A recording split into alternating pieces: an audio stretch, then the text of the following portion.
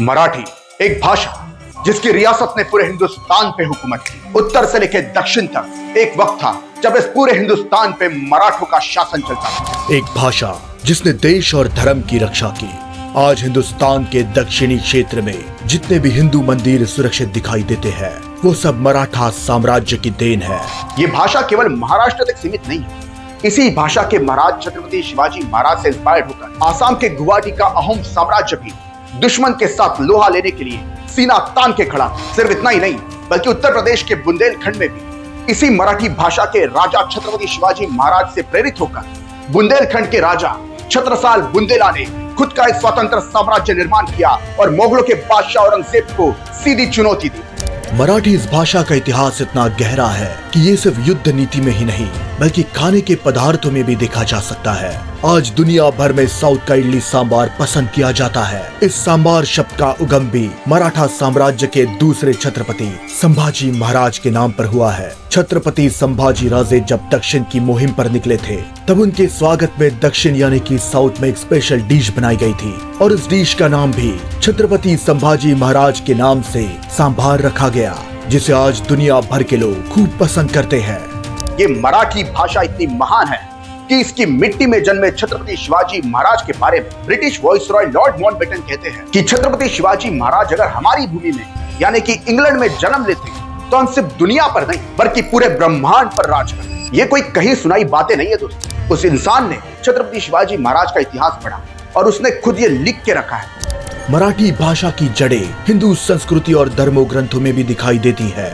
आज देश और दुनिया में गणपति बाप्पा मोरिया का जो नारा लगाया जाता है, वो नारा भी मराठी भाषा में है। तो आज के इस वीडियो में हम जानेंगे मराठी भाषा का गौरवशाली इतिहास।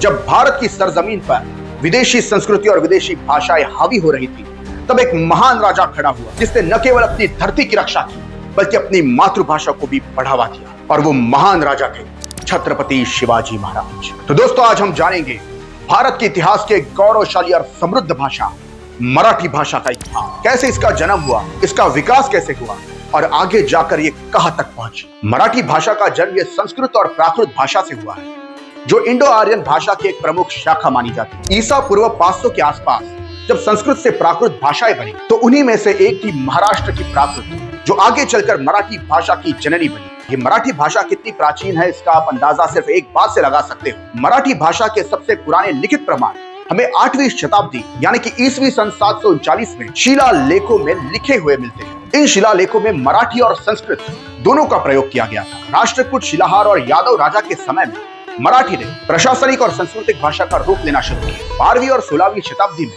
मराठी भाषा को असली पहचान मिली भक्ति आंदोलन से।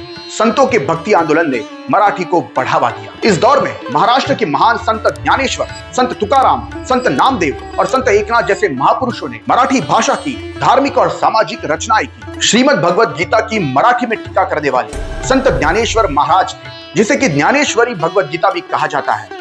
ये मराठी भाषा का एक सबसे बड़ा आधार स्तंभ मानी जाती है। इन महान संतों ने मराठी भाषा को जनता की भाषा बना दिया। उन्होंने भगवान, भक्ति और समाज सुधार के विचार मराठी भाषा में सरलता से प्रस्तुत किए।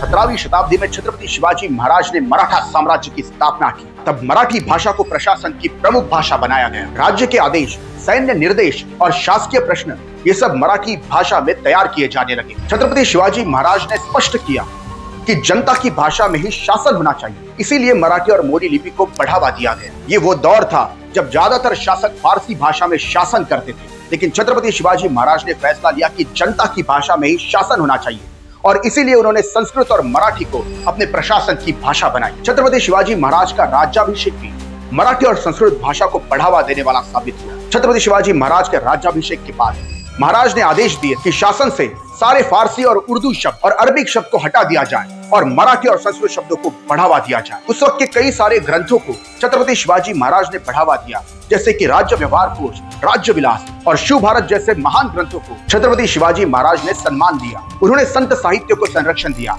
संत तुकाराम, संत ज्ञानेश्वर माउली, संत नामदेव, इन सबकी रचनाएं मराठी में थी। इन रचनाओं ने मराठी में देशभक्ति, नीति और भक्ति को जन जन तक पहुंचाया। छत्रपति शिवाजी महाराज ने लोक भाषा को सम्मान दिया और इसी वजह से मराठी को सम्मान, प्रतिष्ठा और शक्ति मिली। ब्रिटिश काल में जब अंग्रेजों ने भारत पर हुकूमत करना शुरू किया था तब लोगों को लगने लगा कि मराठी अब कमजोर पड़ जाएगी, लेकिन नहीं, ब्रिटिश काल में भी मराठी ने अपनी पकड़ बनाई रखी। 19वीं और 20वीं शताब्दी में लोकमान्य तिलक, पू.ल. देशपांडे, विष्णु शास्त्री चिपलुनकर जैसे लेखकों ने मराठी साहित्य को आसमान की ऊंचाई तक पहुंचाया। इस भाषा का इतिहास इतना गौरवशाली है कि इसके महान राजा छत्रपति शिवाजी महाराज से सिर्फ भारत में ही नहीं बल्कि भारत के बाहर के देश भी इस राजा से प्रेरित होते हैं। वियतनाम नाम का देश भी अमेरिका जैसे महाशक्ति को इसी भाषा के राजा से प्रेरित होकर सीधी चुनौती देता है और अमेरिका को हरा देता है। मतलब इस भाषा का साम्राज्य निर्माण करने वाले छत्रपति शिवाजी महाराज अगर सारी दुनिया को इंस्पायर कर सकते हैं तो आप समझिए कि ये भाषा कभी आपका बुरा नहीं चाहिए और ना ही आपको तकलीफ देना चाहिए। अगर आप इसका रिस्पेक्ट करोगे, इस मिट्टी का रिस्पेक्ट करोगे, तो आपको भी इस भाषा और इस भाषा के लोगों से रिस्पेक्ट ही मिलेगा। कई सारी कंट्रोवर्सी चल रही है जिसमें कि आधा अधूरा बताया जा रहा है, हिंदी और मराठी लोगों को भड़काया जा रहा है ताकि एक दूसरे के विरोध में खड़े हो जाए। जब सब मानने वाले प्रभु श्री राम के हैं, शंभू महादेव के हैं, तो दुश्मनी किस बात की? अगर आप महाराष्ट्र में रहते हो तो आपको मराठी का रिस्पेक्ट करना चाहिए और इस भूमि का भी रिस्पेक्ट करना चाहिए। पंजाब में रहते हो तो पंजाब का रिस्पेक्ट करना चाहिए, बिहार में रहते हो तो बिहार का रिस्पेक्ट करना चाहिए, राजस्थान में रहते हो तो राजस्थान की मिट्टी का, उनकी मातृभाषा का रिस्पेक्ट आपको करना चाहिए। ये बात अगर सारे लोग ठीक से समझ ले तो ये विवाद बिल्कुल खत्म हो जाए। आज मराठी भाषा महाराष्ट्र और गोवा की राजभाषा है। भारत में लगभग 8 से 9 करोड़ लोग मराठी बोलते हैं। मराठी सिर्फ एक भाषा नहीं बल्कि संस्कृति, इतिहास और संघर्ष की एक पहचान है। हमें अपनी भाषा पर गर्व करना चाहिए क्योंकि भाषा ही हमारी पहचान है। जय महाराष्ट्र, जय मराठी। तो दोस्तों, अगर आपको ये वीडियो पसंद आता है तो प्लीज हमारे channel history begins with Sunny Ramde को सब्सक्राइब कीजिए। इस वीडियो को ज्यादातर लोगों के साथ शेयर भी कीजिए क्योंकि जो वाद अभी चल रहा है वो जल्द से जल्द मिट जाए और सभी लोग एकजुट होकर हिंदुस्तान को आगे बढ़ाने की सोचें। जय हिंद, जय महाराष्ट्र।